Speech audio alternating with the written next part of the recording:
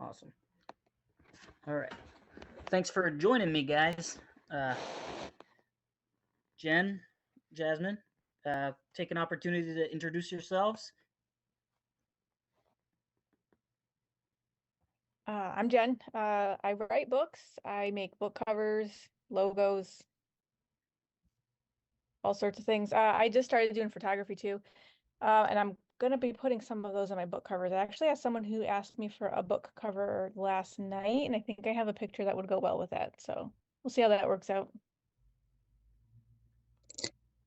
I'm Jasmine Wallace. I am an author, narrator, and graphic designer, and I do own a publishing company which provides indie author services such as editing, cover work, and anything that an indie author could possibly need, which is Demonic Publishing. Awesome, awesome. And I brought you guys both together for my project Redacted Tales, which is still relatively new, but I'm super excited about where it's headed, and hopefully we're getting better as we go. But that's what we're here to talk about today. Jen, you wrote a short story called Carnival, and Jasmine, you did the narration for it, which, by the way, fantastic job, both of you. Thanks. Thank you. Um, what inspired you to write that? It's such a unique tale, even down to like the point of view, sort of very bizarre, very different. But I loved it. I wrote it was actually a submission for an anthology for sea creatures that got denied. Hmm. And I looked up, I didn't want to do anything like that people heard of, and there actually is a sea creature that was based off of. I can't remember what it is now, but I decided to make it from her point of view just to make it a little bit different. Awesome, awesome.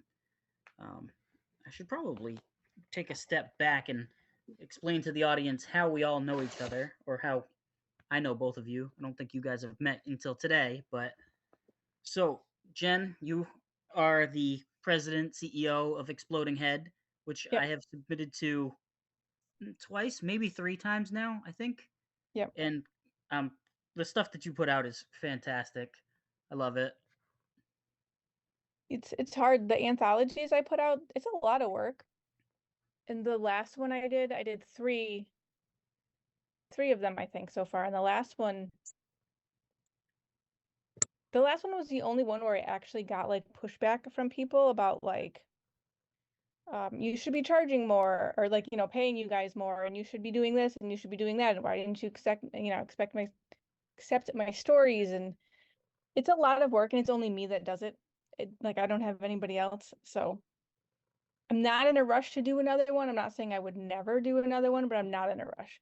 Also, I don't know, in the Nightmare Never Ends one, Cindy O'Quinn, she had a Bram Stoker award for the story in there. Hmm. Oh, I remember. I Yep. When I saw the listing, I was super excited about that. That's freaking awesome.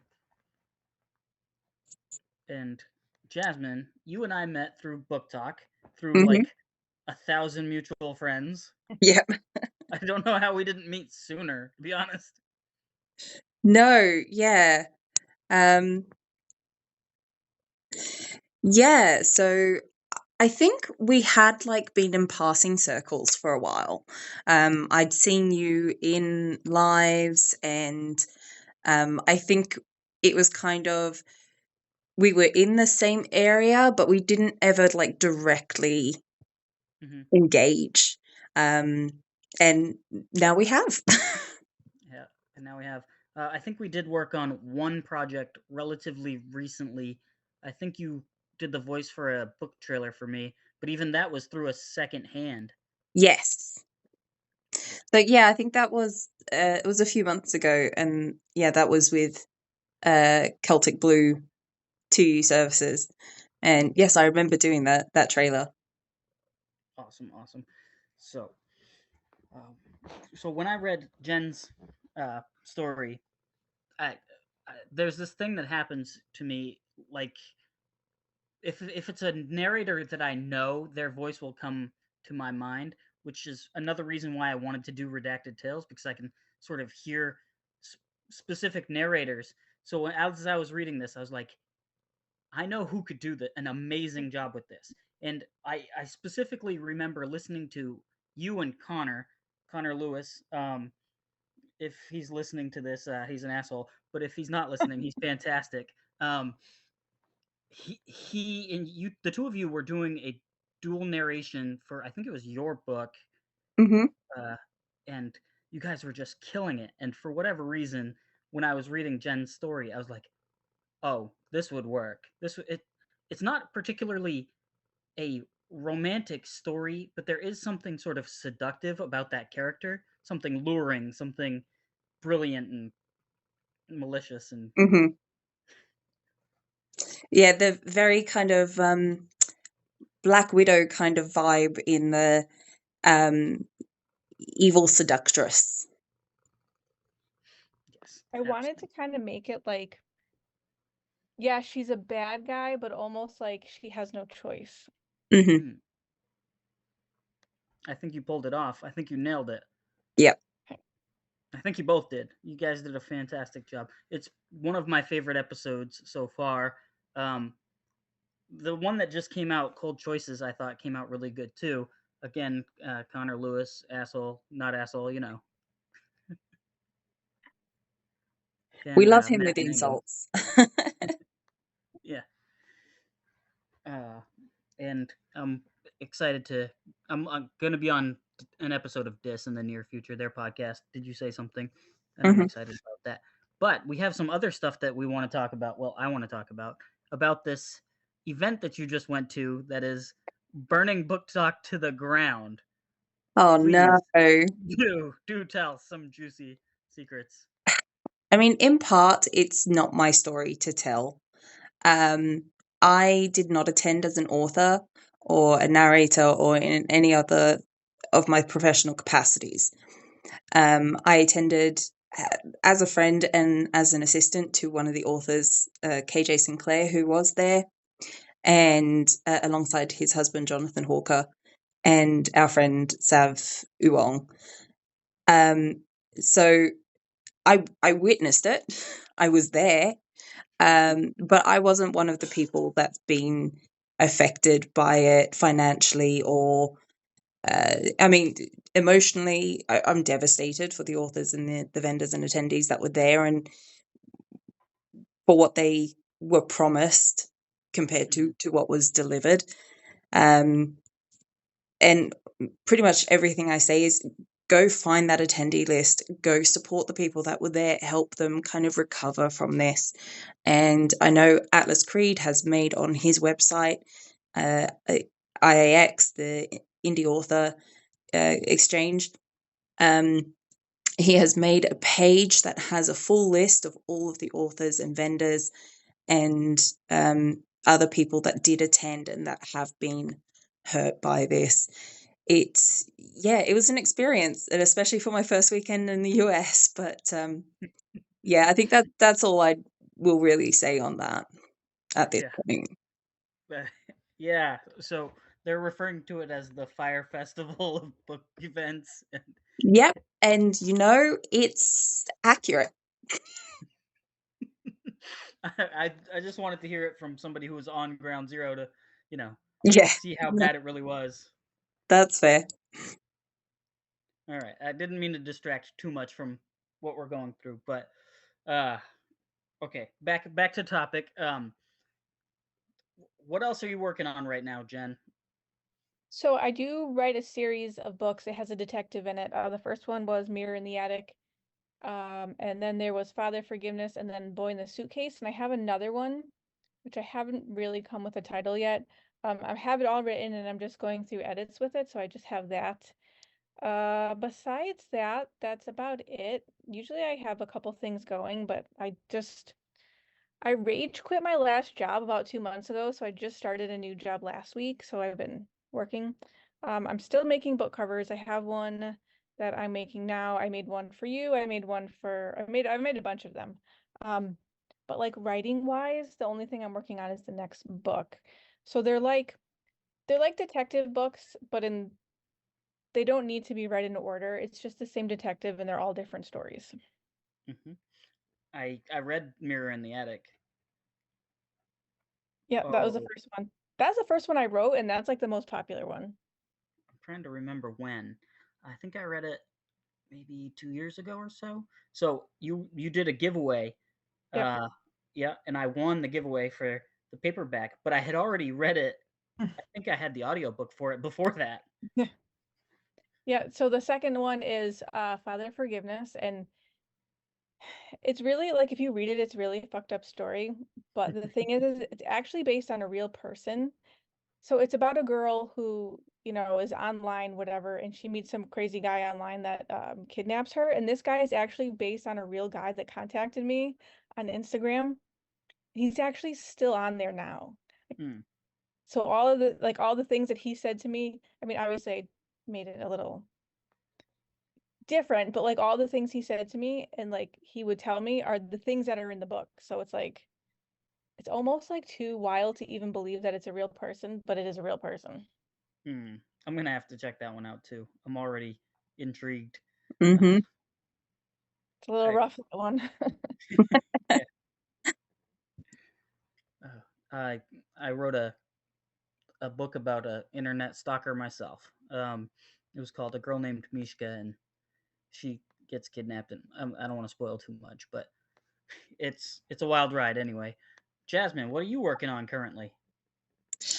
Um, book 3 of my series that was meant to be out 6 months ago.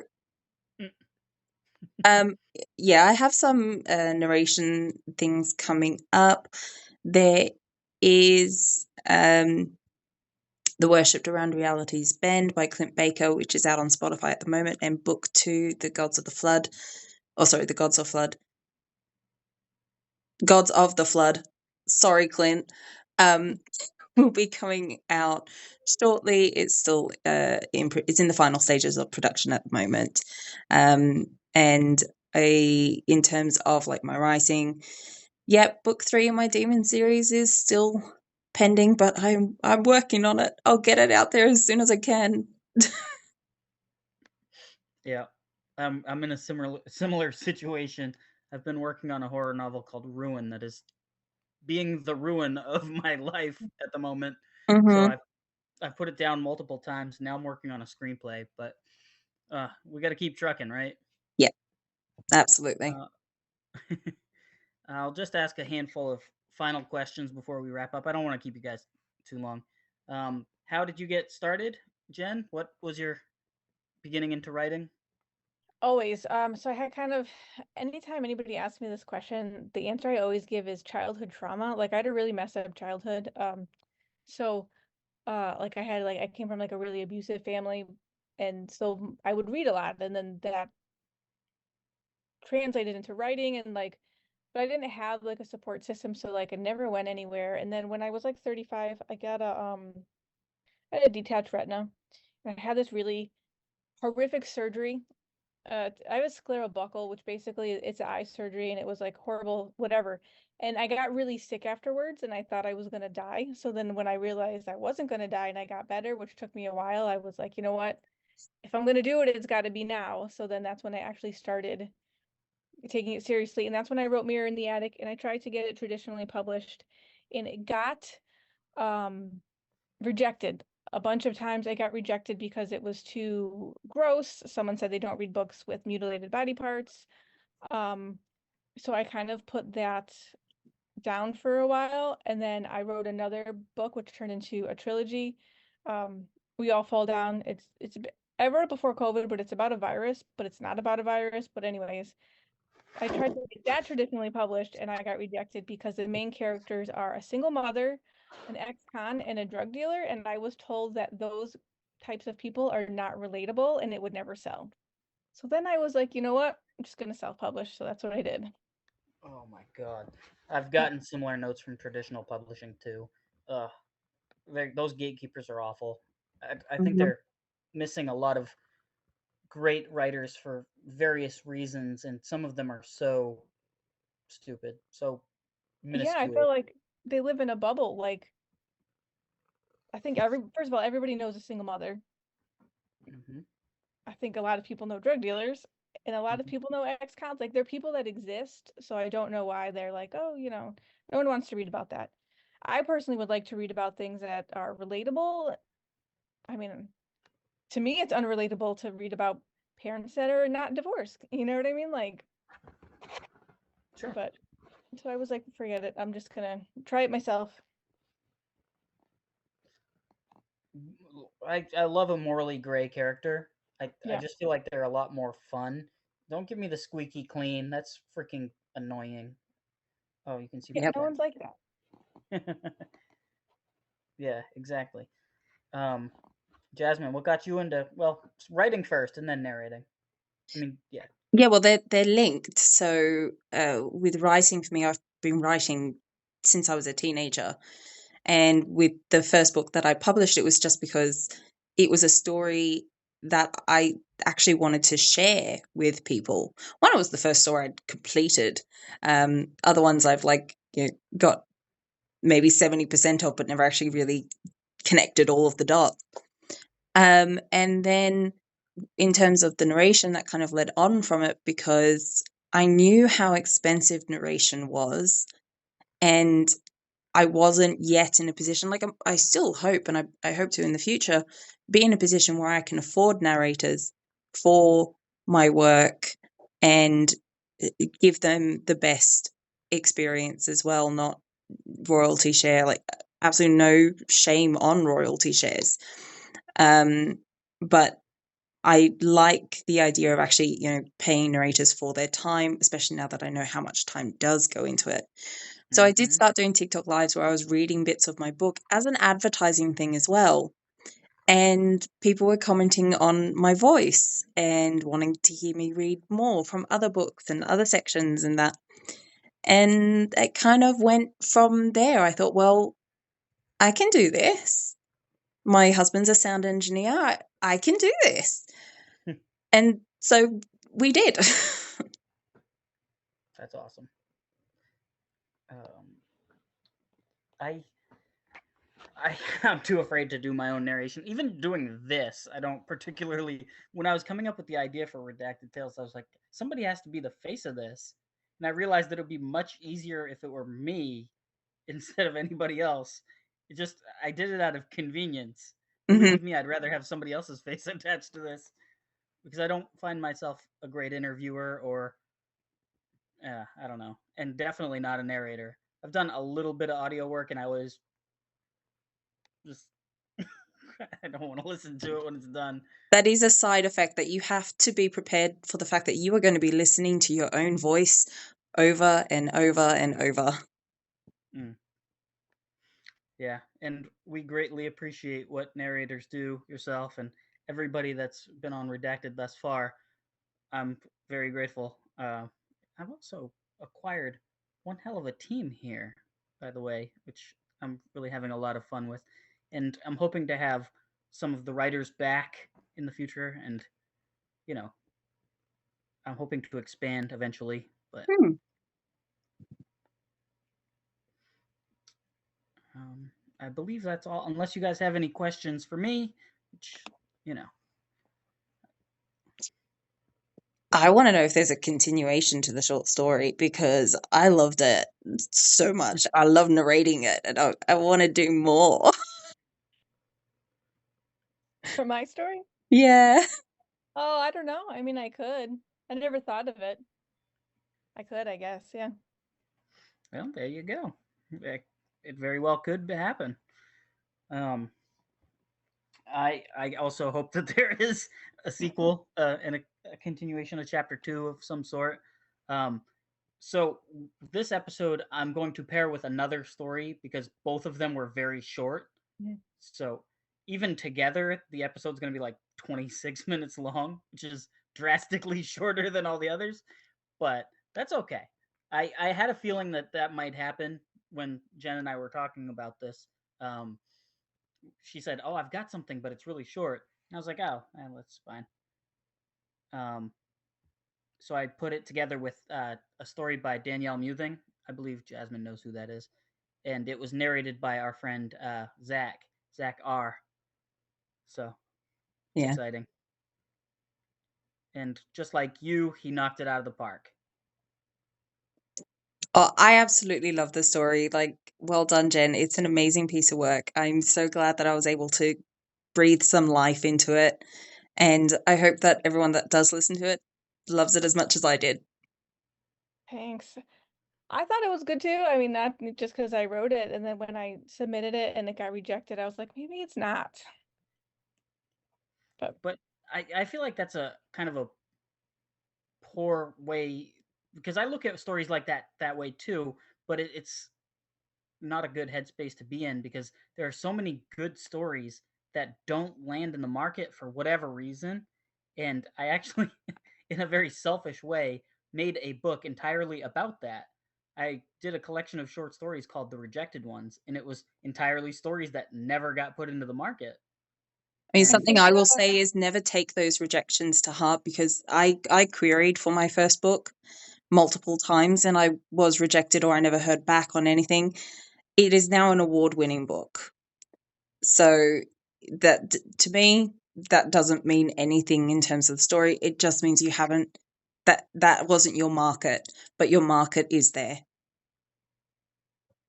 It's hard because I think, especially with querying, it's like you have to get exactly what they're looking for at exactly the right time. Yeah, Mhm. absolutely. Definitely. I don't particularly enjoy playing by those rules. I have done some querying, but not a lot, and I found it a hassle. I found it awful.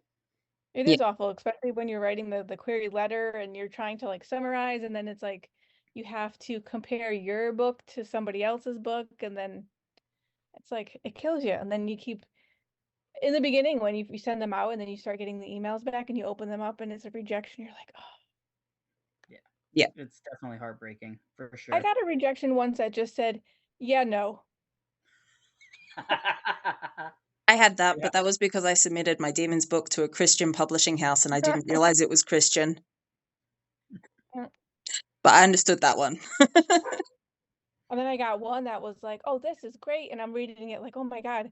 But then like the next paragraph was like, okay, if you pay us $25,000, we'll edit it. I'm like, there it is. Only 25,000. Come on. Yeah. Fair. Yeah, Vanity Publishers. I had a run in with one of those too, Mhm. unfortunately.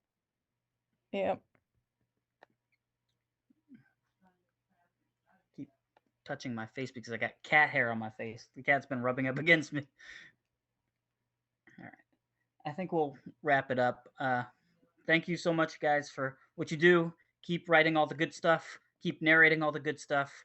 Keep being fantastic. I hope both of you are on the show again at some point. I'd love to Sure. come back. Me too. Thanks. Bye, everybody. Bye. Bye.